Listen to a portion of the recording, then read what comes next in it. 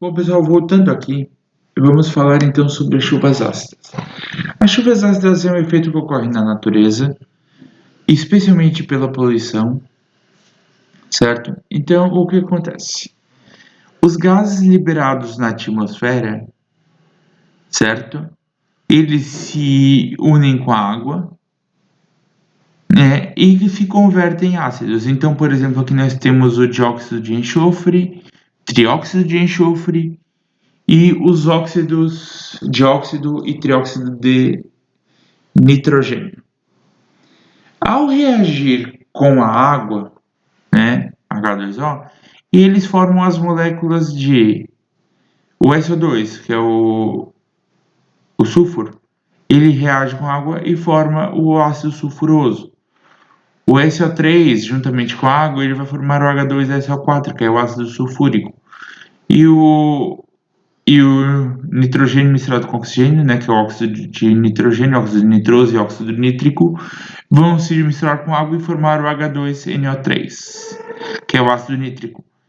Esses poluentes, então, na atmosfera reagem com água e formam as chuvas ácidas, né, que caem no ambiente na forma de chuvas ou às vezes na forma de umidade, certo? As precipitações ácidas secas, também chamadas. Isso causa diversos impactos, por exemplo, os telhados das casas, a para ver essa questão. Nas plantas, a parte mais amarelada, a parte de cima das plantas é sempre mais amarelado. Isso justamente devido à queima pelas chuvas ácidas, né? A chuva por si só já é um pouco ácida, porém, quando entra em contato com esses gases, ela se torna ainda mais ácida, e isso causa grandes problemas ambientais. Temos a poluição também, que é a degradação das características físicas e químicas dos ecossistemas aquáticos, pela remoção, não só dos ecossistemas, né, aquáticos, mas também terrestres, por meio da remoção ou adição de substâncias. Aqui nós temos alguns tipos de poluição: poluição sonora, né, poluição de sons, a poluição visual, já que nós vemos os impactos, poluição atmosférica, poluição do ar, poluição das águas e também a poluição do solo. Então vamos falar um pouquinho sobre a poluição atmosférica, que basicamente é a poluição do ar, certo? E isso em grande parte se dá pelos transportes, cerca de 51%. Indústrias contribuem para o aumento da poluição atmosférica com 15%, incêndios 14% e a destruição de lixo 5%, queima de lixo, né? O que é uma maneira errada de deposição do lixo, certo? Então os transportes são os principais responsáveis pelo aumento da poluição atmosférica cada vez mais juntamente com as indústrias,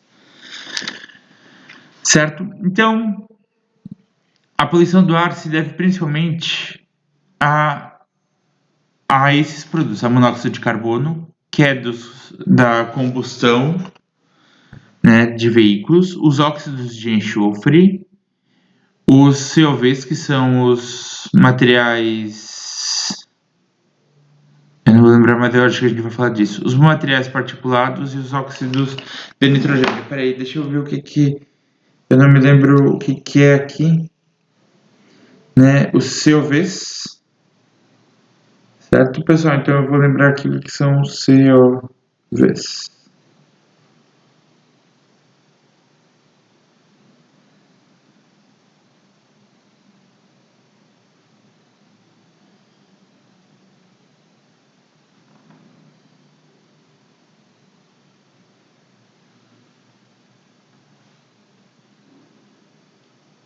São os compostos orgânicos voláteis, né?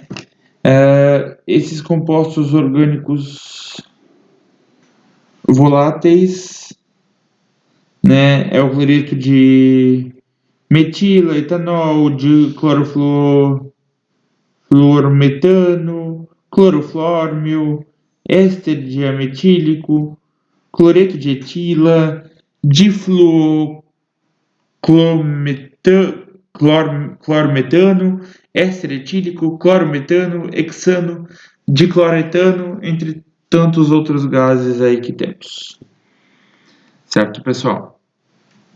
Então, são os COVs, né, os compostos orgânicos voláteis, os materiais particulados contribuem com 4% e o óxido de nitrogênio contribui também com 14%. Certo? Quanto à poluição, elas devem a elementos que contenham CO2 em excesso, contaminação térmica, substâncias tóxicas, agentes tensoativos, compostos orgânicos biodegradáveis, agentes patogênicos, partículas sólidas, nutrientes em excesso, substâncias radioativas. Certo? Também inseticidas, solventes, detergentes, remédios e outros produtos farmacêuticos, herbicidas e lâmpadas fluorescentes. Compostos eletrônicos, tintas, gasolina, diesel e óleo combustíveis, fluidos hidráulicos, entre tantos outros produtos aí que contribuem para a contaminação do meio ambiente.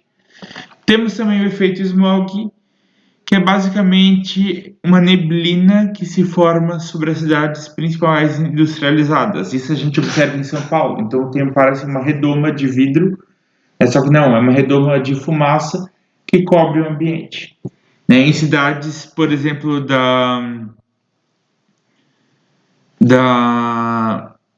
não só em São Paulo, né? Que é São Paulo, porém tem cidades da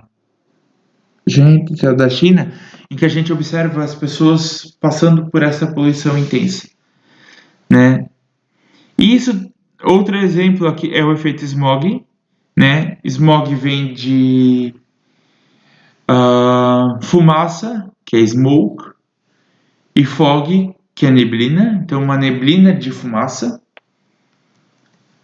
certo? Que cobre as cidades. Temos ainda o processo de inversão térmica, onde basicamente esse processo de inversão térmica é basicamente uma mudança climática da temperatura. Isso ocorre devido ao fenômeno da frente fria, uma frente fria, né, uma massa de ar fria e seca que passa. Então, basicamente, o que acontece? No fluxo normal de ar, o ar quente se manteria mais próximo à superfície, depois nós teríamos o ar frio e mais frio ainda. No processo de inversão térmica, nós temos esse ar mais frio não existe. Então nós temos o ar frio em cima, o ar quente no meio e o ar frio embaixo. E isso dá justamente depois de um alto índice de umidade ou mesmo das chuvas, essa presença. O petróleo, né, que nós já falamos aqui, que contamina bastante o meio ambiente, morte de animais, né, poluição dos mais altos níveis. Temos também o efeito estufa, certo?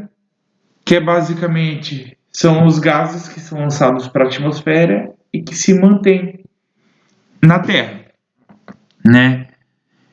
Esses gases do efeito estufa contribuem para o aquecimento global, né? Para o aumento da absorção de de gases do efeito estufa, de absorção dos raios ultravioletas do Sol, desculpa. Tá, pessoal? E isso se deve, em grande parte, aos gases que são responsáveis pelo aumento desse efeito estufa. 68% a fermentação entérica do gado bovino, né? Os gases dos bovinos. A fermentação entérica de outros animais, o ser humano também contribui com 3%. Manejo de dejetos, 3%. Cultura de arroz, 2%. Resíduos agrícolas, 1%. A mudança do uso de terras e florestas, juntamente com o desmatamento e toda a poluição, 14%. Queima de combustíveis, 2%. Resíduos, 6%. E emissões fugitivas naturais do planeta, 1%. Mas, em sua grande maioria, a fermentação dos gases dos animais, principalmente os bovinos e ovinos, contribuem com 68% do efeito estufa. E, em função do efeito estufa, temos o aquecimento global. Basicamente, o símbolo é esse urso aí, que ele veio morrer em 2018, 2019, 2018, se eu não me engano, né? Onde basicamente não conseguiram salvar esse animal, né? E o aquecimento global a gente não observa, o planeta está aquecendo, isso é o aquecimento global. Não. O aquecimento global vem pelas mudanças climáticas que a gente observa. Por exemplo, Ciclones. Aonde no Brasil nunca ocorreria ciclones.